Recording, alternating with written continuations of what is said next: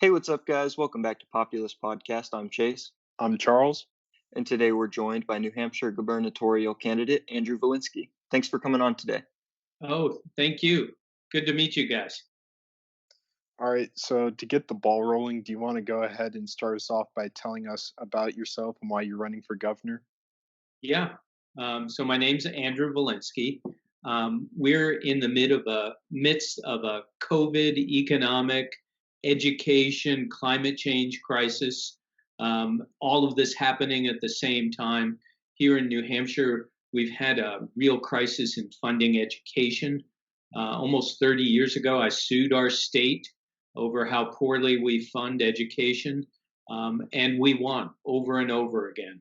But due to a lack of political leadership, we've never really met the promise of educational opportunity and fair funding in New Hampshire. And it's time that we had the kind of courageous leadership that would challenge the status quo and get us to a place where we can take care of our school children, be fair to our taxpayers, and do the kind of economic development that needs to happen in a state like New Hampshire.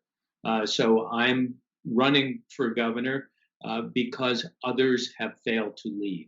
And now's the time, with all these crises happening, for leadership to be here and put in place. So I'm going to jump right into the questions. In an editorial published on the 1st of July, you advocated for cutting property taxes, which you stated have been a major burden on families all over New Hampshire. If elected, how would you go about cutting these taxes while still maintaining enough funding for public schools and other necessary services that typically rely on these property taxes? So, one of the things we established in the school funding cases is that schools are to be funded by the state, not by the local community. And that's where there's been a failure of leadership. So, property taxes in New Hampshire, everyone pays it. They're like a second mortgage that always goes up and that you can never pay off. So, first, we need to recognize that. We have a broad array of property tax rates. Wealthy communities pretty much skate and raise all the money they need without really exerting themselves on the local property tax, but poorer communities are being taxed out of existence. It's hard to grow or start a business there. You can't sell a home if you happen to have one in those communities, and you can't stay in your home if you're on a fixed income, can't afford to buy a home if you're a young family.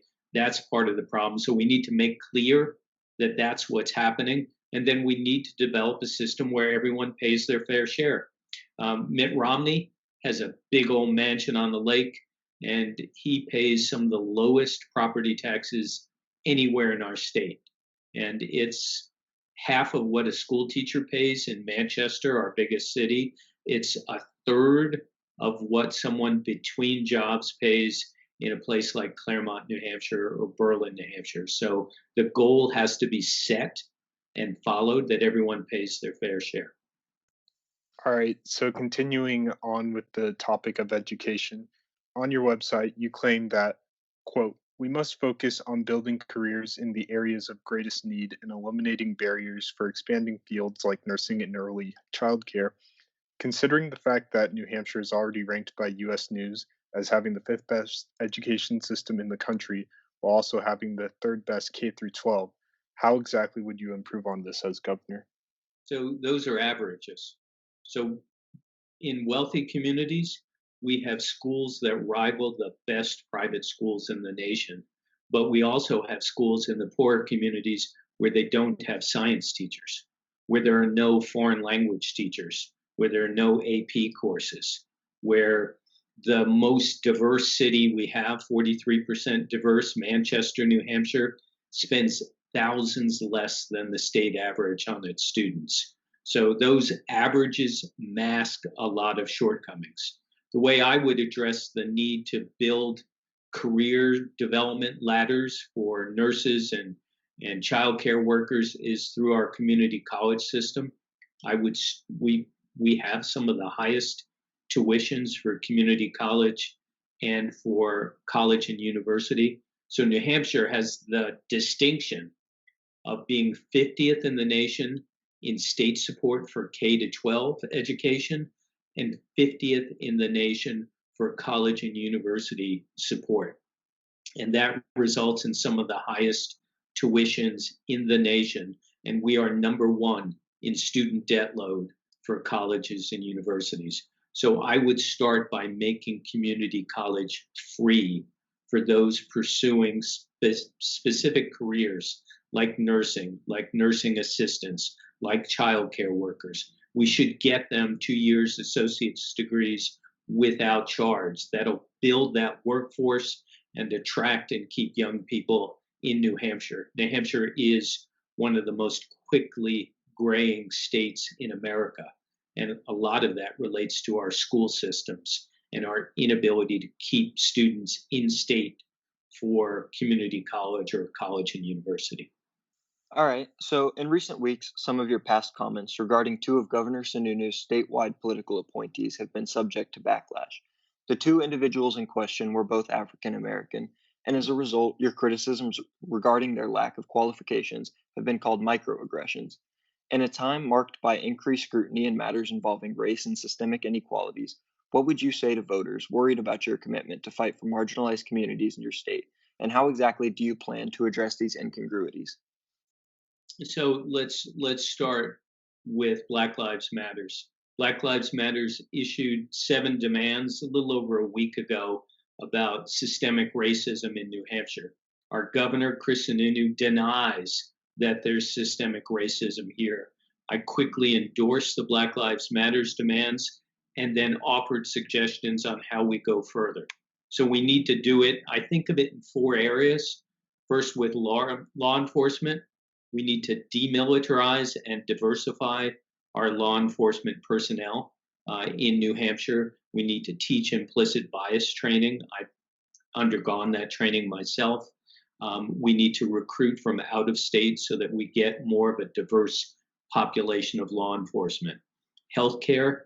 New Hampshire, even though it has a tiny minority population, has disproportionately bad outcomes from the COVID virus for Black and Brown people.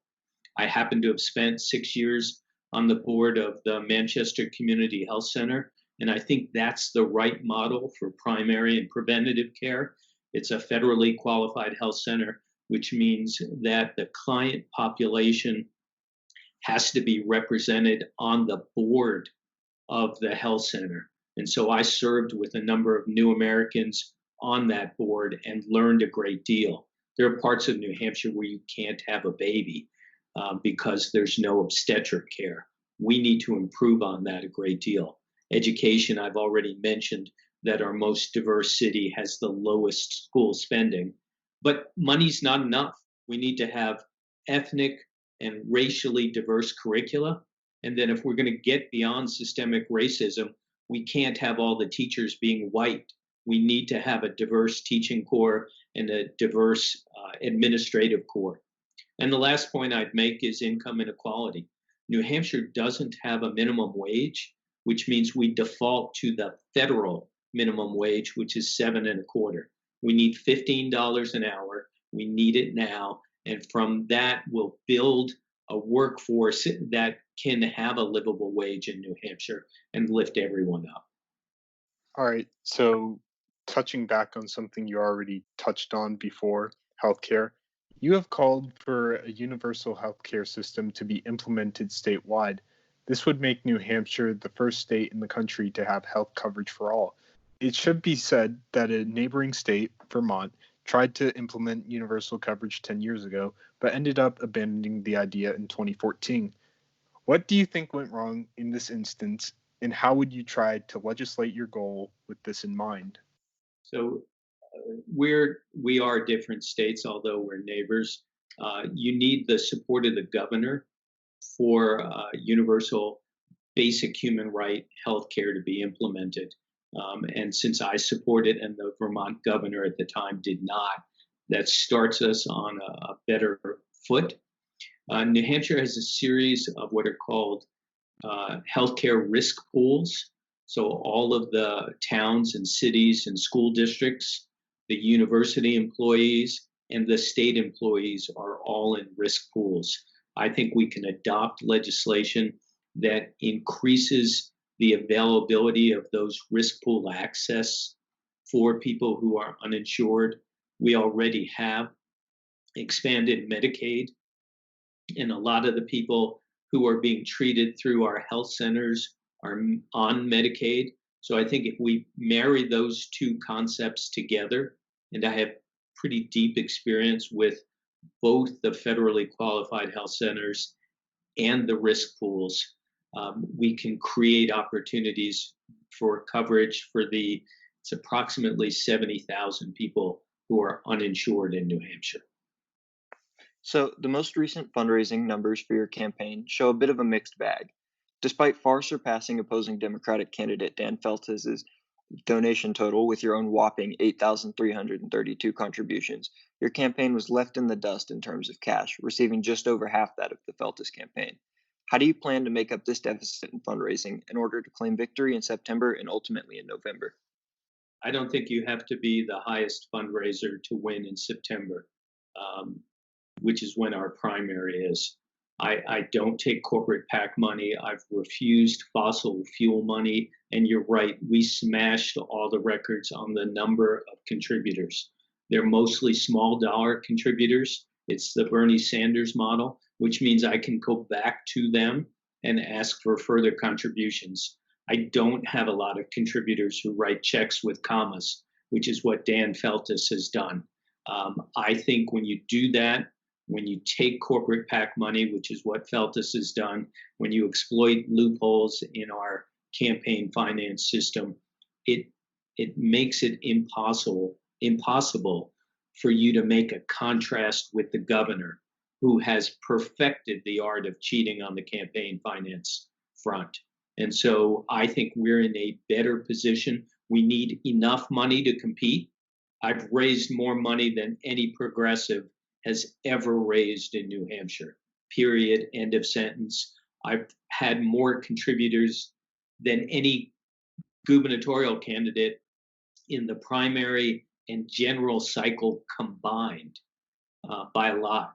And that puts us in a position to compete against Mr. Feltus. And I intend to do it based on our values. Actually, Ben and Jerry just named an ice cream after me because of my campaign finance positions. It's called Volinsky's Courageous Crunch. You should look for it. I don't know if it'll make it all the way to Guam, but it'd be good to check it out. All right, moving on. Climate change is one of the five main issues on your website.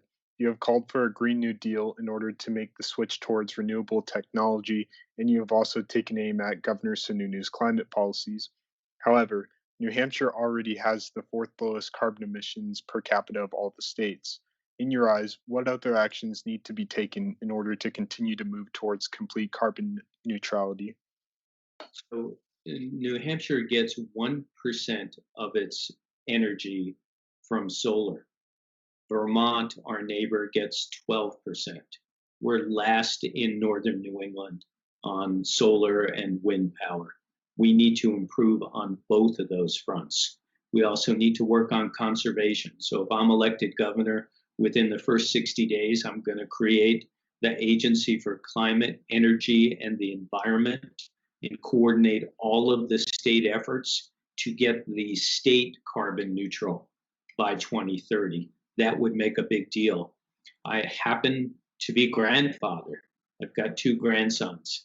And so I worry about the future we're leaving our children and our children's children. And because of that, I think the excuse, the one more fossil fuel project, just doesn't work. The time for half measures is gone. We only have 8 or so years to bend the curve on carbon. And I think we need to start yesterday. And so that's where I differ from my primary opponent. That's where I differ from the climate change denier, Chris Sununu, our incumbent governor. I think we need to make strong action, need to take strong action on the environment and the climate now. That's why I'm endorsed by the Sierra Club, a number of Sunrise Movement chapters in our state, and the New Hampshire Youth Climate Strike, because I am so active on this front. All right, that's all the questions we have for you today. If you'd like to take a moment to address the audience directly, the floor is yours. Yeah, New Hampshire has this political promise never to talk about how we raise revenues. It came from some Republicans in the 70s, and Bill Loeb, who ran what was then the vile union leader statewide newspaper. I refuse to take that promise. I think all options need to be on the table so that we can design a fair and just and equitable system to fund our schools, to pay for our roads, to support our mental health system during this time of the opioid crisis, which continues. I think we need to do all that, and we need to pay attention to the existential crisis of climate change. All of that requires bold leadership.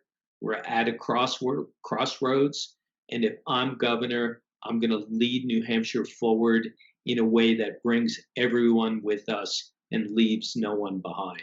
I hope you'll check us out. We're at volinskynh.com, and I would be pleased to have your support. Thank you so much. All right, that's all we have for you guys today. If you'd like to support Andrew's campaign, the links to his website as well as his social media will be down below. Thank you all so much for watching, and we'll see you in the next one.